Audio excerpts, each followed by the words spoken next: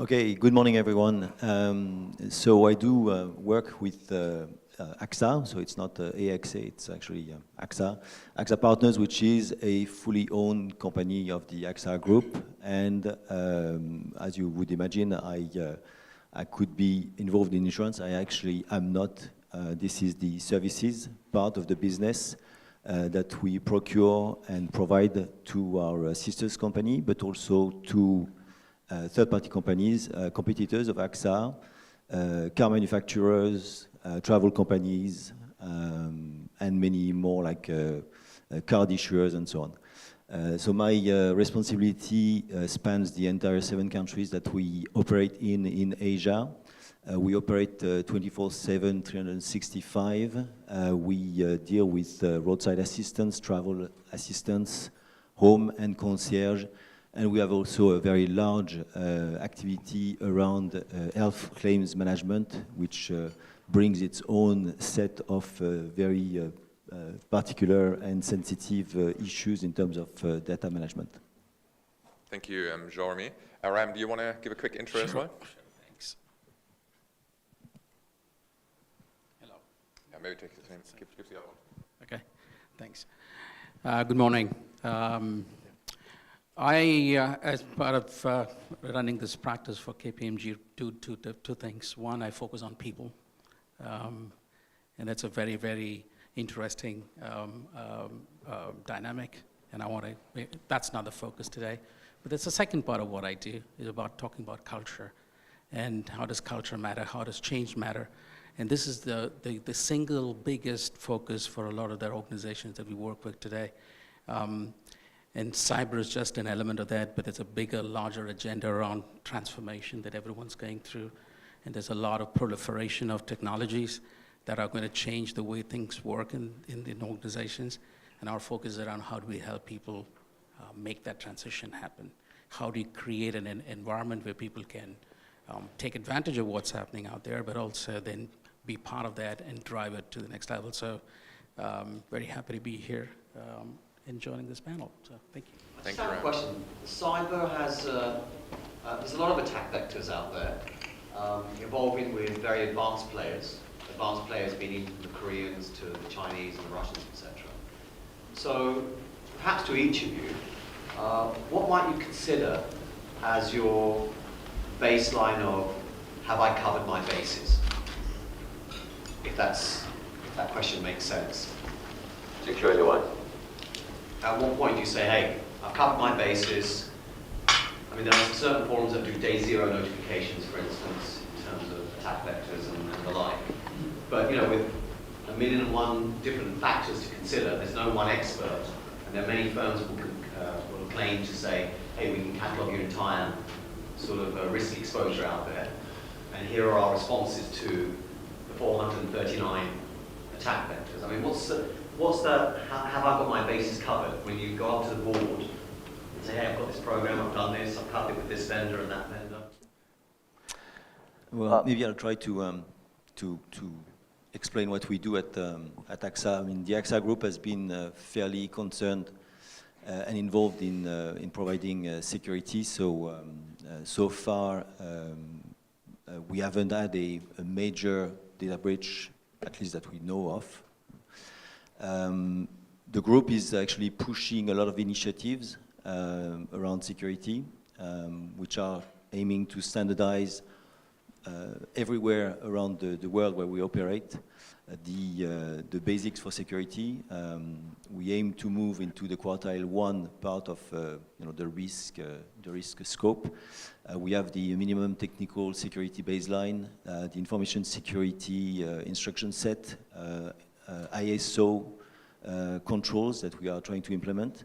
Some of the vendors in the room are actually helping us today with respect to Asia to implement this in our network, firewalls and those backbone components. Now, does that mean that we would say that we have everything covered? Probably not. If you are the target of a very sophisticated hacking organization, government-sponsored organization, you can throw all the money you want at your security.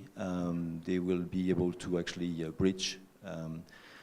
The weak point is almost likely not to be your infrastructure. In my view, the weakness is actually the human part of the organization. Recently, in Hong Kong, and I will stop on this because otherwise I'm going to be talking for the next 10 minutes. But recently in Hong Kong, we had one of our agents taking a snapshot with his phone of contracts from our clients, from the customers of our clients, because we operate in a B2B approach. And then passing this to his girlfriend, who was then approaching those customers to sell on, cold calling and trying to sell on financial products to these people. Just to illustrate that, the weakest part of the chain is most likely to be your own internal people, and I would certainly advise promote as much possible awareness sessions, ensuring that people read and duly follow on a regular basis security awareness, data protection awareness as much as possible, and to run as many as possible exercises in crisis management as you can through the year. It's a bit like a surgeon trying to practice twice a year a very complicated operation. It's most likely going to be botched. So I would certainly recommend that your organization try to do as many crisis management and running exercises through the year as possible. I would also add from a regulatory standpoint, and everybody realizes we can't be 100% safe, or 100% secure. And from a regulatory point of view, the assessment is an individual assessment every time. But there's a matter of a degree of reasonableness that forms the boundaries of the judgment. So whether or not you have ample security measures in place depends on the type of data you're dealing with, what you can reasonably expect in terms of attacks. That means that it's not necessarily the amount of security systems you have in place or how safe they are. If they seem to be a reasonable amount of data security, that will be fine from a regulatory point of view. The key thing here then is, are you able to and do you report this right away to the authorities? So the reporting structure becomes incredibly important. We've seen that in Singapore as well, major data breaches that weren't reported right away. And that's usually what provides a smoking gun to the regulatory authorities. I would also add to, even though you have North Korea and Russia and others doing state-sponsored hacking here, a lot of them actually are pretty low. It's not necessarily high-tech. It's actually through the usual phishing attacks and whatever they get into the systems. Yeah, social engineering. Yeah. Thank you for the... Ram, do you want to... I thought I might give you a different color to this, right? It's not about all these technologies and everything else. I think where, to your point about, when do you know where you've reached a level where you think you're safe enough? I think the biggest of the challenge today, as we see, is about the awareness within the people in the organization. And that awareness is something that is appalling. A lot of the organizations, even if you've just seen the data points that the team shared earlier, 80% of the organizations are immature when it comes to having cyber defense in place. Think about cyber awareness. It's even far worse. And a lot of the breach happens, if you then look statistically, comes from within and not necessarily from outside. And therein lies the biggest of the challenge. So in my view, we're not even started yet. And there's a lot to be done to get the awareness going to the point that people can, and then you start obviously measuring around that. But most importantly, it's about how do you ensure that your people, everyone in the organization across the board, are well aware of what the challenges are, play their part in preventing that from happening. Or if that does happen, what do they need to do, which goes to some of the points you made earlier on how do we ensure that it doesn't escalate into something that's going to bring the house down. So there's a lot to be done in that space, to be honest. Could I add one little point, though? PR-wise, the two types of attacks are very different. A company that's attacked by foreign secret service or foreign hackers that are state-sponsored usually can portray themselves as the victim. A company that's hacked in other ways by some guy, as we've seen in Claus' example, are typically vilified in the press. So you're a villain if you're hacked the normal way, because the assumption is your security wasn't up to scratch. If you're hacked by a secret service, the Russian secret service, for example, then, oh, you're the victim. So there's actually a huge PR difference between the two. And the main story and the risk to the risk in terms of your reputation is very different. Yeah. Thank you. Yeah. There's one question here. Can we maybe use one microphone as a floating microphone? Might be a little bit easier for everyone to understand the question. Yeah, this question is to Claus. In your presentation, I think you showed a chart on GDPR blueprints, and you compared between different countries who are already ahead of GDPR, probably like Korea 2011. Is there any relief given to those countries from the EU board, kind of, not necessarily the GDPR requirements, but they're already ahead of us, ahead of GDPR or equivalent? Is there any relief given to that? Well, I mean, Brazil, there are elements of the GDPR in all countries, of course. So even though, when I talk about using the GDPR as a footprint, that basically means you have most, if not all, the measures of the GDPR in place. And that's what you see in Brazil, that's what you're going to see in California, plus some more. It's probably what you're going to see in the US on a federal level as well. The others have most of the elements of the GDPR, especially when it comes to reporting, but not necessarily when it comes to the consent rules and the openness rules to consumers. But you should assume that that's where it's going. And you can blame Facebook. That's kind of the one driver for a lot of the legislative initiatives you see around both Asia Pacific but the world right now, is because you have these high profile cases that mandate politicians in each country to do something about it. You would assume, and I certainly assume, that the GDPR has now by de facto become the global footprint for what you do. And you might have slight elements that are different, especially in terms of reporting, but overall the spirits, the 7 principles that you see in the GDPR, assume that they will apply elsewhere as well. And in India, that certainly was the case. With GDPR being a recognized global standard, and I appreciate California is looking at other things, but it's not law yet. Within Europe and the GDPR, now that it's implemented and we're starting to see some notices and prosecutions, what are the noises for where GDPR is going to go and how it's going to evolve? We have guidelines being issued by the European Union, by the Commission, which are going to help a lot of the regulators in each country and a lot of the relevant authorities in each country. But right now, we have different approaches, slightly different approaches country to country in terms of how they interpret the individual clauses of the regulation. I want to point one thing out. This is a regulation, which means that it's directly applicable in all the countries.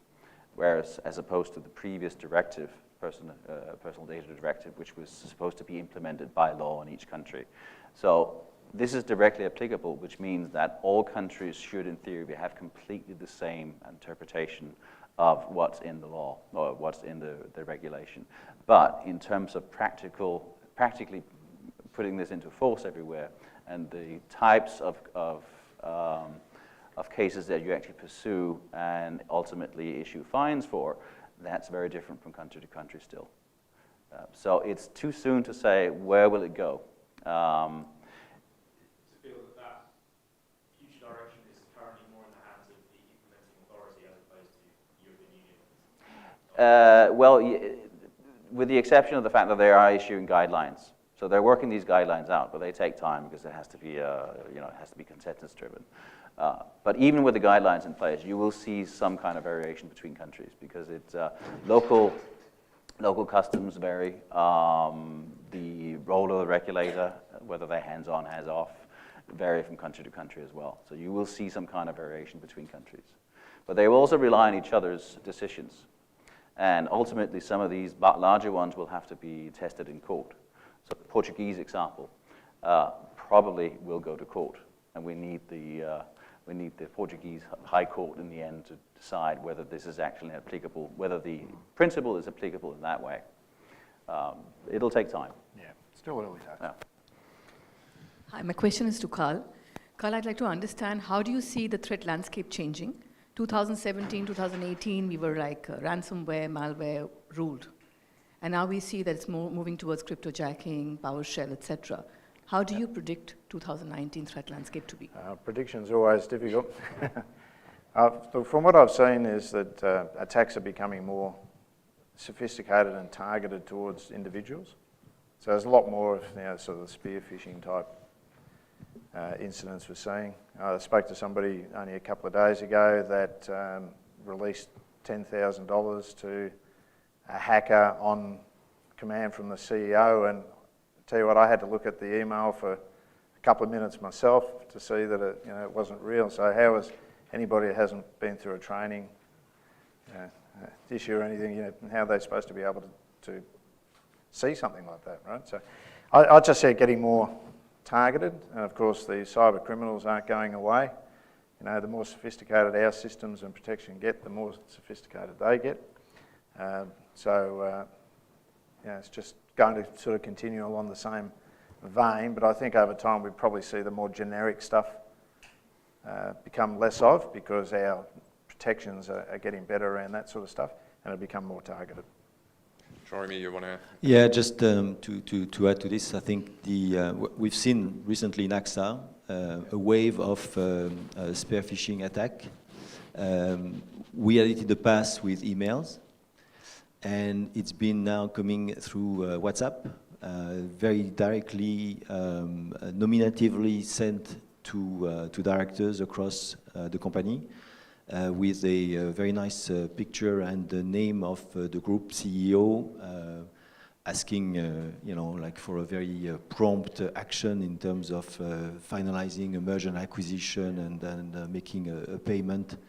So it's very very targeted, very well prepared, and so far I don't think we've fallen for it, because we do have a phishing awareness campaign twice a year that our group security sends out, like masses of emails which are nicely packaged and very believable, to see whether you fall for it, and if you fall for it, then you're directed to a training campaign that you're supposed to be completing.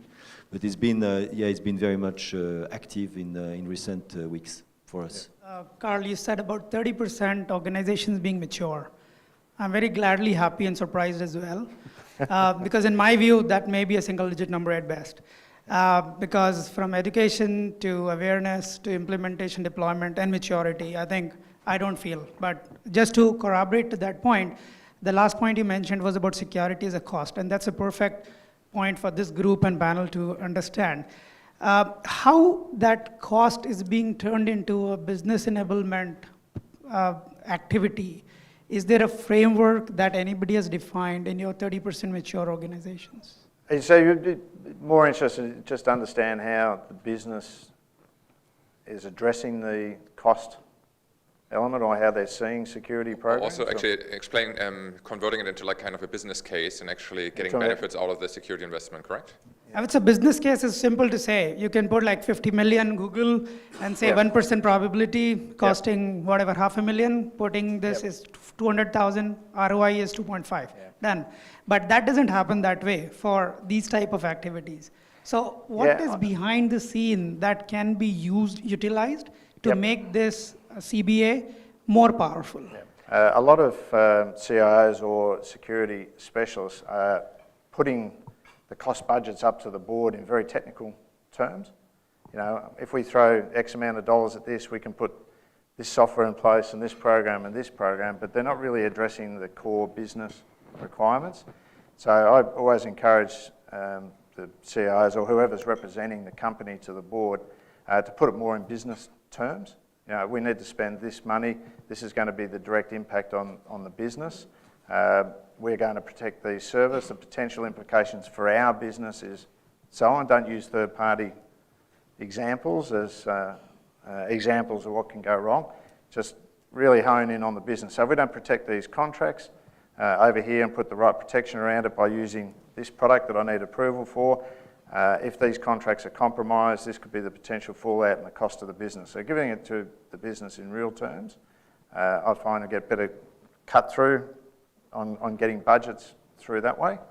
And then explaining to executives just personally how they can be impacted by breaches and if they're not covering their bases. So just bring it in and hone in on the individual. It's difficult because a lot of people don't like the buy-in. A lot of them just see it as an accounting cost and just as simple as that. So it's hard to really sort of cut through to the individuals and the boards to add those personal impacts and the company impacts to it, but I've found that the most effective to date. Yeah, I don't know how... I'll give probably a slightly different perspective to this. Yeah. So a lot of the boards that I talk to, the single biggest term used is trust. And it's that biggest term that's the biggest worry that they all have is about trust. And the biggest of the challenge that you have in being able to protect that is where all of these investments would go to. So more and more awareness is around, how do you build that trust and what's the value of that trust? Because that's not something you can calculate and put it into an accounting book. It's something that's over and above that. And that's what you need to appeal to as well. And boards are now starting to think very seriously around that aspect, because the first thing that gets impacted is the trust and integrity that you as a business bring to your customers, your partners, and the general consumers in that sense. So maybe that's one of the newer ways to start thinking. The traditional ways of looking at it from a pure dollars and cents is not going to necessarily go past the cost side of the equation. But when we talk about branding and brand association for a lot of companies, it's about trust, but also about innovation. They want to be seen as an innovative company as well. But especially in relation to security, innovation and trust or security is often very difficult to balance. Do you see a change in when you talk about transformational projects and about culture and people, that this is changing from is security actually holding companies back in innovation, which could obviously relate to more business use as well? Or do you see this changing? Great question, by the way. So the way I've seen, and I've seen this in a number of organizations, I've worked with one of the more, the most regulated of them all, to the most innovative of them all. There's a general sense of awareness around the fact that a secure environment is critical for a firm's success. So innovation within those adjustments is something that people are making. Innovation does not mean you go throw everything out of the window and then just go and do something stupid. People are very well aware of that. So they do operate, and most of them do operate in an environment that's highly secure, or whatever the operations that they have been set up with. So I don't think it's inhibiting, but it's being aware of that and therefore operating within those parameters. I would like to hear Jean-Remi's perspective as well, because I think Axas Partners was created as well as part of driving innovation, new products and new services into the market. And you're also dealing with a lot of third-party information, as you said, like roadside assistance and some underwriting services. So obviously you've got to balance it out in your role. Can you explain your approach a little bit? Yes, we do try to embark as part of the innovation drive. We don't try to do all the innovation ourselves. We try to very much embark and integrate with third-party vendors who are more innovative, more down to the ground, and we bring them into our ecosystem. Sorry. Yeah, thank you. Thank you. Yeah, I'm not paid for this. Bring them into our environment and in our platform in order to add value services to our clients and ultimate customers. Some of those are fairly small startups, and those ones give us the most trouble because they are at the very bottom of the maturity in terms of security. They could be a few guys, not in a garage, but in a WeWork environment, having developed a fantastic little application or portal with a bit of AI at the back that would be predicting, some health patterns or whatever. They are dealing, through them we would be dealing with very highly sensitive data. And before we can actually make sure that those guys will be working with us, we need to go through a very thorough due diligence. So I've got a Chief Information Security Officer who's now very much accustomed to taking them and hand-holding them through the thorough due diligence, like the 192 questions that we have, control points around security. So that's kind of seen as by the business as slowing down innovation. But we sell it by saying, yes, but the group and our clients expect us to provide a very high level, high degree of security around the data. And we have to go through this process before we can actually go into production with those innovators. Thank you, Jean-Remi. We've got maybe time, we're running a little bit behind, but maybe one last question. Arun? All right, just want to ask this for the entire panel. So the role of industry trade associations in banding together to solve the problem. So I was, as a former CIO of a medtech company, so we tried to get this topic of cybersecurity and vulnerability assessment as part of a industry trade association topic, and we were partly successful in getting their awareness onto it's not only affecting individual companies, but ecosystem as well. So yes, a second plug. So what's from your experience is the current thinking to say, look, I'm not alone, there's a common problem, and specific industries have specific challenges in managing their vulnerabilities. Not all industries are equal. What's going on in the industry? What's the thinking? Are they looking to banding together, lobbying with, for example, any governments or something to say, hey, we need XYZ? So I'm leaving it a broad-based question. Probably as a CIO, Jean-Remi, you can start. Is your industry looking at banding together and solving the problem? Well, actually, my industry is fairly broad, so it's not insurance. I work on behalf of regulated customers or non-regulated customers. So it's a bit of a mixed pot of different industries. So my answer is no. For the time being, there is not a common approach that I am part of. Again, a lot is driven at group level so that we improve worldwide our security. A lot is also driven by our clients and the regulators, but there is not, in my knowledge yet, an industry approach that we are banding together. Yeah, there should be. We all agree that there should be. Yep. Yep. Very timely question because so at least in India, we ran a couple of roundtables last week. One was banking in Mumbai and then insurance. And we had chief operating officers, chief digital officers, chief product officers from all the top insurance companies. And one of the things that was discussed for over 15 minutes was, and Claus can add to that, was the need to build a common platform to address areas where they can actually regulate and manage customer data, streamline the onboarding process. So it was all linked to how business efficiencies can be improved, but how can they actually standardize it across the industry so that they can help the customers with more efficient onboarding, less painful, and so on. So there was a lot of appetite around that. And I believe the banks in India tried to do something, but the insurance companies seemed quite committed to wanting to try that. Yeah. Claus might have something. There is an organisation in Australia that's been put together by the major banks. So there's about top 20 sort of financial institutions, including all the major banks, that get together 3 times a year. They're security professionals and talk about common issues. So there's a little bit of collaboration going on inside the banks. They keep it very secret because they don't want to be seen as working with each other as competitors, which is interesting.